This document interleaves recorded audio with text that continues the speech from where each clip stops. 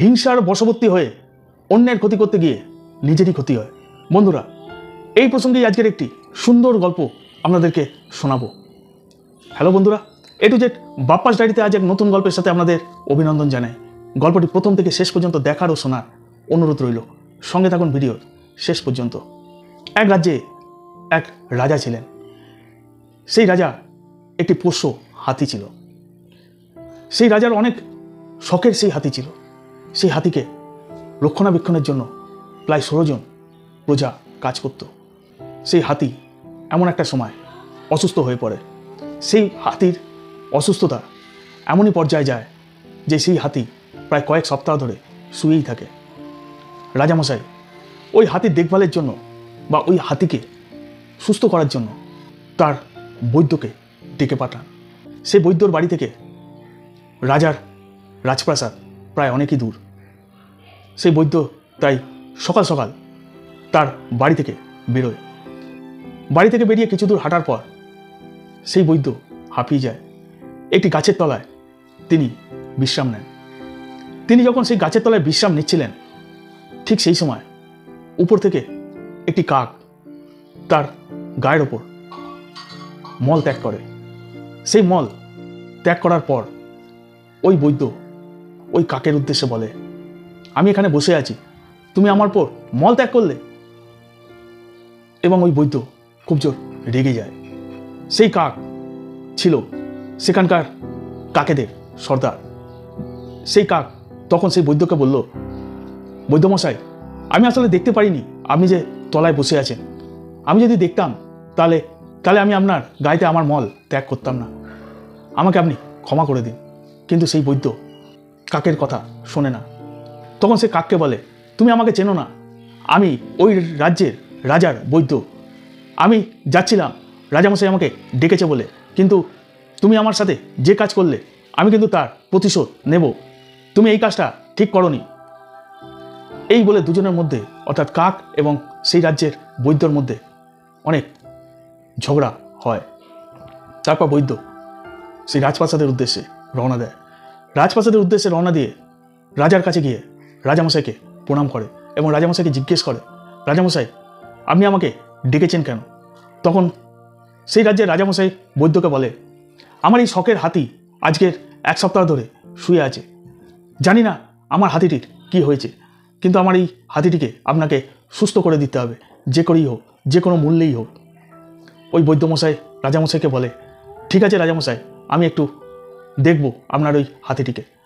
তারপর রাজামশাই বলে, আপনি যান আমার হাতিটিকে দেখে আসুন। ওই বৈদ্য সেই হাতির কাছে যায় এবং সেই হাতির কাছে গিয়ে হাতিটিকে ভালোভাবে পর্যবেক্ষণ করে এবং পর্যবেক্ষণ করার পর সেই বৈদ্য রাজামশাইয়ের কাছে আসে। সেই বৈদ্যর রাজামশাইয়ের কাছে এসে রাজামশাইকে বলে যে, রাজামশাই, এর উপায় একটা আছে। এই রাজ্যের যত কাক আছে সেই কাকেদের চর্বি এই হাতিকে খাওয়াতে হবে, তবেই আপনার এই হাতি সুস্থ হবে। রাজামশাই সমস্ত প্রজা, সমস্ত মন্ত্রীদের বলে, এই রাজ্যে যত কাক আছে সবাইকে মেরে তার চর্বি নিয়ে আসা হোক।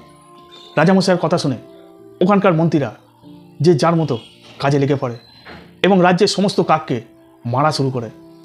সেই কাকেদের সর্দার এই সমস্ত ঘটনা যখন শুনতে পায়, তখন সেই কাকেদের সর্দার রাজামশাইয়ের কাছে যায়। রাজামশাইয়ের কাছে গিয়ে রাজামশাইকে বলে, রাজামশাই, এ কী করছেন? আপনি আমাদের পুরো জাতটাকে মারছেন কেন?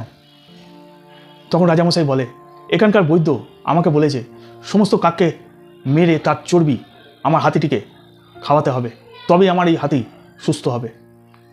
তাই আমি এ রাজ্যের যত কাক আছে তাদেরকে মেরে তাদের চর্বি নিয়ে এসে আমি আমার হাতিকে খাওয়াচ্ছি।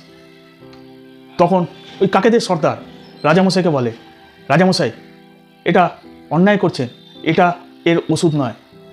রাজামশাই, আপনার কাছে যে বৈদ্যমশাই এসেছিলেন, সেই বৈদ্যমশাই নিজের রাগ মেটাবার জন্য আমাদের কাকেদের জাতকে মারার একটি উপায় আপনাকে বলেছে। রাজামশাই, আপনি বৈদ্যমশাইকে ডেকে আনতে পারেন। বৈদ্যমশাই একটি গাছের তলায় বিশ্রাম নিয়েছিল। সেই গাছের তলায় যখন বিশ্রাম নিয়েছিল, আমি না দেখেই বৈদ্যমশাইয়ের গায়েতে মল ত্যাগ করে ফেলেছি। বৈদ্যমশাইকে তারপর আমি অনেক ক্ষমা চেয়েছিলাম, কিন্তু বৈদ্যমশাই সেটা শোনেননি। এবং তারপর বৈদ্যমশাই আমাকে বলেছিল এর প্রতিশোধ বৈদ্যমশাই নেবে। আমি জানি না, হয়তো সেই প্রতিশোধে আমাদের এই কাক সম্প্রদায় আজকে আপনার জন্য মরতে চলেছে। রাজামশাই কাকের সর্দারের সমস্ত কথা শুনে বৈদ্যমশাইকে ডাক পাঠালো। বৈদ্যমশাই রাজসভায় এলো এবং রাজসভায় এসে বৈদ্যমশাইকে জিজ্ঞেস করলো সেই রাজা, বলল, বৈদ্যমশাই আপনি কি একদম ঠিক যে কাকেদের চর্বি খাওয়ার পর আমার এই শখের হাতিটি ঠিক হয়ে যাবে? বৈদ্যমশাই রাজামশাইয়ের কথা শুনে একটু ঘাবড়ে যায়। বৈদ্যমশাই তারপর মাথা নিচু করে দাঁড়িয়ে থাকে রাজামশাইয়ের সামনে। রাজামশাই এও বলে, হ্যাঁ বৈদ্যমশাই, আপনি নাকি আস্তে আস্তে একটি গাছের তলায় বসেছিলেন, সেই সময় নাকি কাকেদের সর্দার আপনার গায়ে আপনাকে না দেখতে পেয়ে মলত্যাগ করে নেয় এবং সেই মলত্যাগের জন্য আপনি নাকি তাদের বলে এসেছেন তাদের আপনি প্রতিশোধ নেবেন। এটা কি ঠিক? বৈদ্যমশাই ঘাবড়ে যায় এবং বৈদ্যমশাই তাকিয়ে দেখে সেই কাকেদের সর্দার রাজামশাইয়ের কাছে বসে আছে। বৈদ্যমশাই তখন বলে, হ্যাঁ রাজামশাই, এটা ঠিক। তখন রাজামশাই বলে বৈদ্যমশাইকে, তাহলে প্রধান উদ্দেশ্য কাকেদের চর্বি নয়, প্রধান উদ্দেশ্য এই কাক সম্প্রদায়কে আপনার মেরে ফেলা, তাই না বৈদ্যমশাই? তখন বৈদ্যমশাই রাজামশাইকে বলল, হ্যাঁ রাজামশাই, কিন্তু কি করব বলুন, আমি ওই গাছের তলায় বিশ্রাম নিচ্ছিলাম। বিশ্রাম নেওয়ার সময় কাকেদের সর্দার অর্থাৎ আপনার পাশে যিনি বসে আছেন, আপনার পাশে যে কাকটি আছে সেই কাকটি আমার গায়েতে মল ত্যাগ করে, তাই আমি তাদেরকে বলেছিলাম আমি এর প্রতিশোধ নেব। তারপর রাজামশাই বৈদ্যমশাইকে বলল, আজ পর্যন্ত যতগুলো কাক আমি মেরেছি আমি খুব অন্যায় করেছি, কিন্তু এই অন্যায়টা করিয়েছেন আপনি নিজে। আপনাকে আমি আজ থেকে কারাগারে বন্দি করলাম যাবজ্জীবনের জন্য।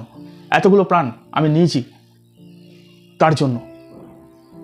সেদিন থেকে বৈদ্যমশাইয়ের কারাবাস শুরু হয়ে যায় এবং ওই কাকের সর্দার রাজামশাইকে বলল, রাজামশাই আর আপনি আমাদের এই সম্প্রদায়কে মারবেন না, আপনি আমাকে কথা দিন। তখন রাজামশাই ওই কাকটিকে বলল, এবারে তুমি যাও, তোমাদের আর মারা হবে না, আমি কথা দিচ্ছি। সেই বৈদ্যমশাই নিজের স্বার্থ সিদ্ধির জন্য, নিজের হিংসা মেটাবার জন্য, অন্যের ক্ষতি করার জন্য যে কাজ করেছিলেন তার জন্য ওই বৈদ্যমশাইয়ের নিজেরই শাস্তি হয়ে গেল ওই কারাবাস। বন্ধুরা, হিংসার বশবর্তী হয়ে অন্যের ক্ষতি করতে গিয়ে নিজেরই ক্ষতি হয়। আজকের এই গল্প থেকে শিক্ষণীয় 3টি কথা সর্বদা মনে রাখবেন। প্রথমত, অন্যের ওপর করা হিংসা সব ক্ষেত্রে নিজেরই ক্ষতি সাধন করতে পারে। দ্বিতীয়ত, অন্যের ক্ষতি করার জন্য বিছানো জালে অবশেষে নিজেরই পড়তে হয়। তৃতীয়ত, যে যেরকম পাপকর্ম করবে তাকে সেরকম পাপের অংশীদার হতে হবে। বন্ধুরা, আজকের আমার এই ছোট্ট গল্পটি আপনাদের কেমন লাগলো? যদি আমার আজকের ছোট্ট গল্পটি আপনাদের ভালো লেগে থাকে, যদি আজকের গল্প থেকে একটু হলেও শিক্ষা পেয়ে থাকেন, আর যদি এই গল্পটি আপনাদের মন ছুঁয়ে থাকে, তাহলে অবশ্যই আজকের এই ছোট্ট গল্পটিকে একটি লাইক করবেন, একটি কমেন্ট করবেন এবং একটি শেয়ার করবেন। আর যদি চ্যানেলে নতুন হয়ে থাকেন তাহলে অবশ্যই একটা সাবস্ক্রাইব করবেন। পাশে থাকা বেল আইকন টিপে অল করতে ভুলবেন না। আজ এই পর্যন্ত। ভালো থাকুন, সুস্থ থাকুন, ঈশ্বর আপনাদের মঙ্গল করুক। নমস্কার।